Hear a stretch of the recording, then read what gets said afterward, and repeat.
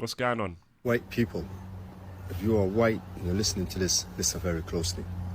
Lately, I've been seeing many of you complaining about Islam and immigration and stuff like that. And I'm going to separate the white people in two categories. The Americans can... You also got to separate like immigration and Islam, because Islam is not synonymous with immigration, nor is immigration synonymous with Islam. You know what I mean? You can't be like, oh, this immigrant problem. It's all right, cool. It's an immigrant problem, but then the Muslims can't be like, oh shit, are we the issue? No, why are you feeling that way? You got to separate the two as well. Do you know what I'm saying? I appreciate you, my brother. Canadians and Australians do not count because they are white people that live in a country that's not theirs. You guys have invaded those lands from the rightful owners. So when you guys get back to Europe, then we can talk. But for the European white people complaining about immigration and Islam, first of all, I want to tell you that Islam is going to take over every single square inch. Yeah, so like language like this, not good. Language like this, not encouraging, because it's talking about global domination, like through dominance and power. No one likes to hear that. What's going to happen is there's going to be a pushback. There'll be a pushback to this because no one wants to be dominated. People want to have freedom of choice. So he's talking about Muslims. It's going to take every inch of the globe. Of the globe. And you guys might think that it's got to be us, dark-skinned people, that are going to take over.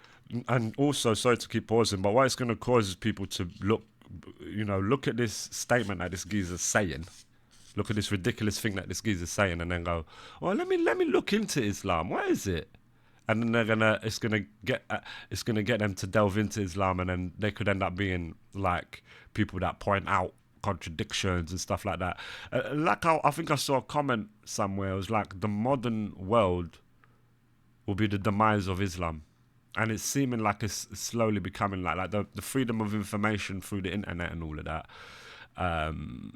It's slowly is unraveling things across the board, not only on Islam, but across the board. No, it's going to be your own people. As you can see how fast Islam is growing in the next 10 to 15. That's another thing I see is like, but look how fast it's growing.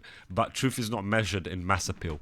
That's what you say to that. Years, every white person is going to have a Muslim member in his family. Nowadays, you see white Europeans with blue eyes and blonde hair reverting back to the truth because they have finally seen. They call them reverts. It's so funny. It's so funny. Truth. And the thing is, there's nothing you guys can. It's a sinister style of language. Do you know what I mean? That's how I see it anyway. Do to stop it. You guys can hate Islam as much as you want, and I want to thank the Western media for spreading Islam. A lot of weak-minded Muslims think that the media is picking on us and bullying us, but really and truly the Western media is working with us. They have succeeded in spreading Islam, but intentionally.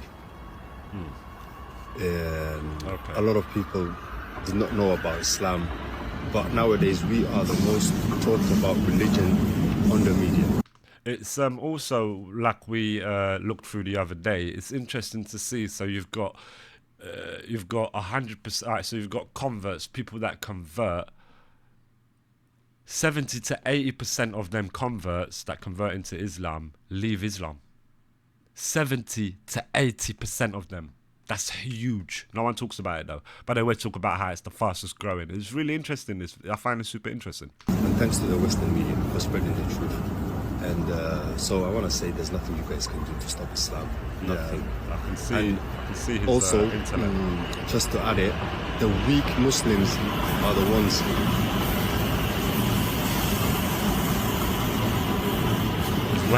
Just to add it. Sorry about the noise. Just to add, it's the weak Muslims that always talk about Islam being a religion of peace. Islam is not. It's not a religion of peace. It does not mean peace. It means to submit to Allah. And crazy. Show me any slave who truly and wholly with their heart and their soul loves their master, the one who subjugates them. Show me a slave like that. There isn't one. it is a religion of justice. Put that in your head. It's the weak, so-called Muslims, the cowards of... Oh, the video is no longer available. Ah. Huh? Ooh. What's that about? white people. There it is. On the where Middle was East, we? Islam is not our religion of peace. I want to clarify that as well. Islam is a religion of justice. We can be peaceful, but when it comes to it, we know how to defend our land, our religion, and our honor. Yeah, it's actually quite scary language, scary way to put it. And there'll be a pushback.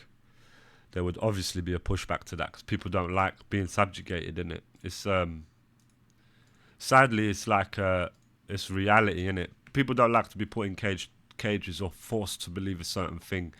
That's not the world we live in. Maybe in the past when people were savages and barbaric and all of that, and they needed a guide. But now we're in a different age. Now we're in the information age. We've got technology coming out of our fucking asshole. There's so much that we got, and information is free now. You can gain it at any point. You can gain information. Back in the day, you would have to speak to certain scholars in a way, gatekeeping this information. But now the internet is here, and I think the modern day will be the demise of a lot of things that we used to believe in the past. Yes, Doc Dab's my brother. But yeah, it's really interesting. I find it interesting, and the rhetoric, the language that they use is quite scary because it kind of shows their hand and it shows the level of intellect as well, you know. But whatever.